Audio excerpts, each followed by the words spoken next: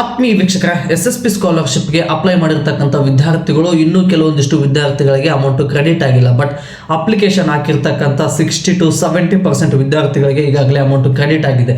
ನಿಮ್ಮ ಖಾತೆಗೆ ಯಾಕೆ ಅಮೌಂಟ್ ಕ್ರೆಡಿಟ್ ಆಗಿಲ್ಲ, ಯಾವಾಗ ಕ್ರೆಡಿಟ್ ಆಗುತ್ತೆ, ಬಟ್ ಕ್ರೆಡಿಟ್ ಆಗಬೇಕು ಅಂದರೆ ಏನು ಮಾಡಬೇಕು ಅನ್ನೋದನ್ನು ಸ್ಪಷ್ಟವಾಗಿ ತಿಳಿಸ್ಕೊಡ್ತೀನಿ. ವಿಡಿಯೋದನ್ನು ಇಲ್ಲಿ ಮಧ್ಯದಲ್ಲಿ ಸ್ಕಿಪ್ ಮಾಡೋಕೆ ಹೋಗ್ಬೇಡಿ. ಬನ್ನಿ ಸ್ನೇಹಿತರೆ, ಮೊದಲನೇದು ನಿಮ್ಮ DBT ಸ್ಟೇಟಸನ್ನು ಚೆಕ್ ಮಾಡಿದಾಗ DBT ಫೋರ್ಸ್ಡ್ ಅಂತ ತೋರಿಸ್ತಾ ಇದೆ, ಅಬಾರ್ಟೆಡ್ ಅಂತ ತೋರಿಸ್ತಾ ಇದೆ, ವೆರಿಫಿಕೇಶನ್ ಕೂಡ ಕಂಪ್ಲೀಟ್ ಆಗಿಲ್ಲ. ಈ ರೀತಿ ಯಾಕೆ ಆಗ್ತಾ ಇದೆ? ಯಾಕಂದರೆ ನಿಮ್ಮ ಜೊತೆಗೆ ಅಪ್ಲೈ ಮಾಡಿರ್ತಕ್ಕಂಥ ಕೆಲವೊಂದಿಷ್ಟು ವಿದ್ಯಾರ್ಥಿಗಳಿಗೆ 8,000, 3,000, 10,000, 15,000 Vidyashri amount, Yashaswini amount, SSP scholarship amount ಕೂಡ ಕ್ರೆಡಿಟ್ ಆಗಿದೆ. ಬಟ್ ನಿಮಗೆ ಕ್ರೆಡಿಟ್ ಆಗಿಲ್ಲ. ಯಾಕೆ ಕ್ರೆಡಿಟ್ ಆಗಿಲ್ಲ ಅಂದರೆ, ನೀವು ಅಪ್ಲಿಕೇಶನ್ ಹಾಕಬೇಕಾದ್ರೆ ಇನ್ಕಂಪ್ಲೀಟ್ ಡಾಕ್ಯುಮೆಂಟ್ಸ್ಗಳನ್ನು ಸಬ್ಮಿಟ್ ಮಾಡಿರ್ತೀರಾ. ಇದು SSP ಪೋರ್ಟಲಲ್ಲಿ ರಿಜೆಕ್ಷನ್ ರೀಸನ್ಗಳನ್ನು ಬಿಟ್ಟಿದ್ದಾರೆ.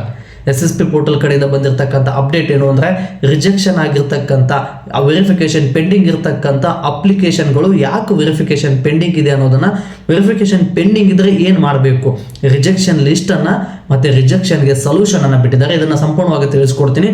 ಯಾಕೆ ರಿಜೆಕ್ಷನ್ ಆಗಿದೆ ಅಂದರೆ, SSP ಸ್ಕಾಲರ್ಶಿಪ್ಗೆ ನೀವು ಅಪ್ಲೈ ಮಾಡಬೇಕಾದ್ರೆ ಇನ್ಕಂಪ್ಲೀಟ್ ಡಾಕ್ಯುಮೆಂಟ್ಸನ್ನು ಸಬ್ಮಿಟ್ ಮಾಡಿದ್ದೀರಾ. ಇಂಥ ವಿದ್ಯಾರ್ಥಿಗಳಿಗೆ ಕೂಡ DBT ನೋ ಅಂತ ಇದೆ. ಯಾಕಂದರೆ ಕರ್ನಾಟಕದ ಹಣಕಾಸು ಇಲಾಖೆಯ ಕಡೆಯಿಂದ ಫಂಡ್ ರಿಲೀಸ್ ಆಗಿಲ್ಲ, ವೆರಿಫಿಕೇಶನ್ ಕೂಡ ಪೆಂಡಿಂಗ್ ಆಗಿದೆ. ಮತ್ತು ಇನ್ನೊಂದು ರೀಸನ್ ಏನು ಅಂದರೆ, ಅದು KYC ಪೆಂಡಿಂಗ್ ಇರುತ್ತೆ. ಆಧಾರ್ ಸೀಡಿಂಗ್, ನಿಮ್ಮ ಬ್ಯಾಂಕ್ ಖಾತೆಗೆ ಆಧಾರ್ ಸೀಡಿಂಗ್ ಆಗಿರೋದಿಲ್ಲ. ಇಂಥ ಖಾತೆಗಳಿಗೂ ಕೂಡ ಅಮೌಂಟು ಪೆಂಡಿಂಗ್ ಇದೆ. SSP ಸ್ಕಾಲರ್ಶಿಪ್ಪು 2024, 25 ಮತ್ತು 26 ಅಪ್ಲಿಕೇಶನ್ ಹಾಕಿರ್ತಕ್ಕಂಥ ವಿದ್ಯಾರ್ಥಿಗಳಿಗೆ. ಬಟ್ ಇನ್ನೂ ಒಂದು ರೀಸನ್ ಏನು ಅಂದರೆ, ನಿಮ್ಮ ಅಟೆಂಡೆನ್ಸು ಕೂಡ ಜಾಸ್ತಿ ಮೋರ್ ದೆನ್ 50% ಇರಲೇಬೇಕಂತ, ಇಟ್ಸ್ ಮ್ಯಾಂಡೇಟರಿ ಅಂತ ಕೂಡ SSP ಸ್ಕಾಲರ್ಶಿಪ್ ಪೋರ್ಟಲ್ ಕಡೆಯಿಂದ ಅಪ್ಡೇಟ್ ಬಂದಿದೆ. ನೀವೇನಾದರೂ ಇರ್ರೆಗ್ಯುಲರ್ ಆಗಿ ಕಾಲೇಜ್ಗೆ ಹೋಗ್ತಾ ಇದ್ರೆ, ಅಟೆಂಡೆನ್ಸ್ ಏನಾದರೂ ಜಾಸ್ತಿ ಇರಲಿಲ್ಲ ಅಂದರೂ ಕೂಡ SSP ಸ್ಕಾಲರ್ಶಿಪ್ ರಿಜೆಕ್ಷನ್ ಲಿಸ್ಟಲ್ಲಿ ಇರುತ್ತೆ ಅಂತೇಳಿ SSP ಸ್ಕಾಲರ್ಶಿಪ್ ಪೋರ್ಟಲ್ ಕಡೆಯಿಂದ ರಿಜೆಕ್ಷನ್ ಲಿಸ್ಟ್ ರೀಸನನ್ನು ಬಿಟ್ಟಿದ್ದಾರೆ.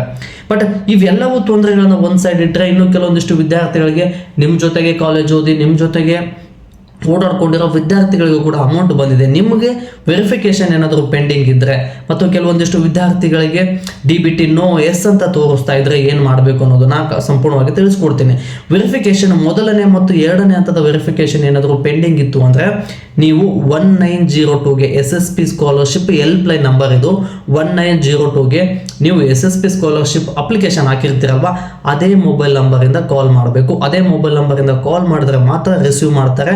ಇದು ಬೆಳಗ್ಗೆ 9 ಗಂಟೆ ಮೇಲ್ಪಟ್ಟು ಸಾಯಂಕಾಲ 6 ಗಂಟೆ ಒಳಗಡೆ ಕಾಲ್ ಮಾಡಿ ಈ ರೀತಿ ವೆರಿಫಿಕೇಶನ್ ಪೆಂಡಿಂಗ್ ಇದೆ ಅಂತೇಳಿ ಮಾತಾಡಿದ್ರೆ ಅವರು ವೆರಿಫಿಕೇಶನನ್ನು ಕ್ಲಿಯರ್ ಮಾಡ್ತಾರೆ. ಬಟ್ ಕಾಲ್ ಪಿಕ್ ಆಗಲಿಲ್ಲ, ಕಾಲ್ ಮಾಡಿದ ಮೇಲೂ ಕೂಡ ವೆರಿಫಿಕೇಶನ್ DBT ಸ್ಟೇಟಸಲ್ಲಿ 2 ವರ್ಕಿಂಗ್ ಡೇಸ್ ಆದಮೇಲೆ ಚೇಂಜಸ್ ಆಗಲಿಲ್ಲ ಅಂದರೆ, 1 ಮಂತಲ್ಲಿ ಇಟ್ಕೊಂಡ್ಬಿಡಿ.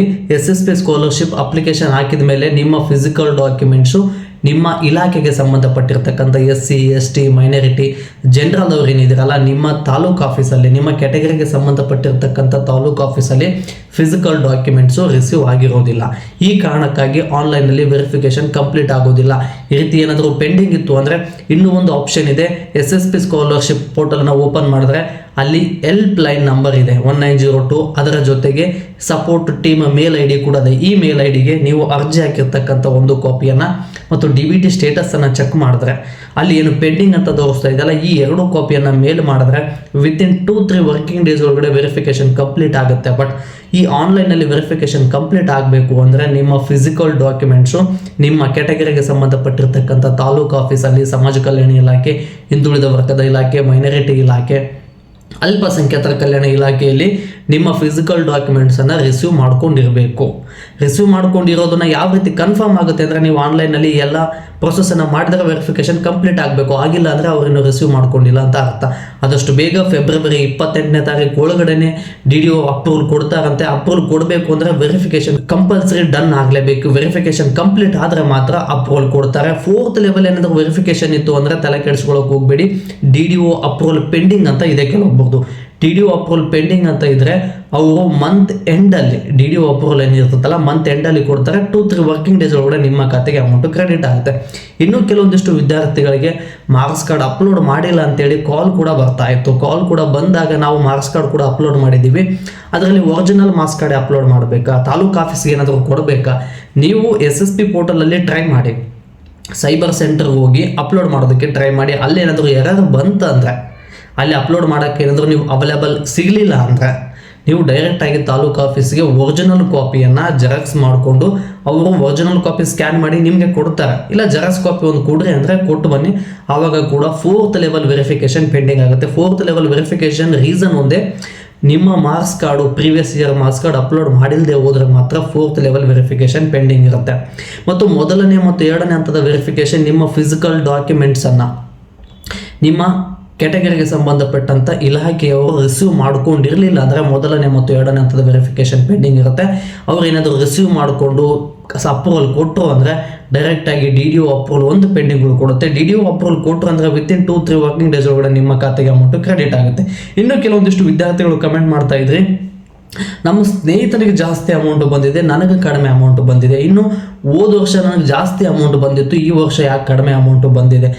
ಇನ್ನೊಂದು, ನಿಮಗೆ ಏನು ಇಷ್ಟೇ ಅಮೌಂಟ್ ಬಂದಿದೆಯೋ ರಿಮೈನಿಂಗ್ ಅಮೌಂಟ್ ಬರುತ್ತಾ ಇದು ಇನ್ನೊಂದನ್ನು ಯಾವ ರೀತಿ ಚೆಕ್ ಮಾಡ್ಕೋಬೇಕು ಅಂದರೆ, ನೀವು ಅಪ್ಲೈ ಮಾಡಿರ್ತಕ್ಕಂಥ DBT ಸ್ಟೇಟಸಲ್ಲಿ ಎಷ್ಟು ಅಮೌಂಟ್ ಮೆನ್ಷನ್ ಆಗಿರುತ್ತಲ್ವ ಅಷ್ಟು ಅಮೌಂಟು ಕ್ರೆಡಿಟ್ ಆಗಿದ್ದರೆ ರಿಮೈನಿಂಗ್ ಅಮೌಂಟು ನಿಮ್ಮ ಖಾತೆಗೆ ಬರೋದಿಲ್ಲ.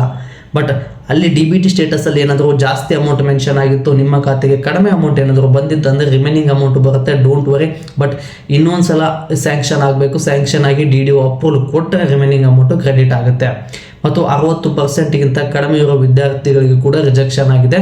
ಈ ವಿದ್ಯಾರ್ಥಿಗಳಿಗೆ ಇನ್ನು ಮುಂದೆ SSP ಸ್ಕಾಲರ್ಶಿಪ್ ಅಪ್ಲೈ ಮಾಡೋದಕ್ಕೆ ಅವೈಲೇಬಲ್ ಇರೋದಿಲ್ಲ. ಇದು SSP ಸ್ಕಾಲರ್ಶಿಪ್ ವಿದ್ಯಾರ್ಥಿಗಳಿಗೆ ಬಂದಿರತಕ್ಕಂಥ ಅಪ್ಡೇಟ್ ಸ್ನೇಹಿತರೆ. ಮತ್ತೆ ಮುಂದಿನ ವಿಡಿಯೋದಲ್ಲಿ ಸಿಗೋಣ. ಧನ್ಯವಾದಗಳು.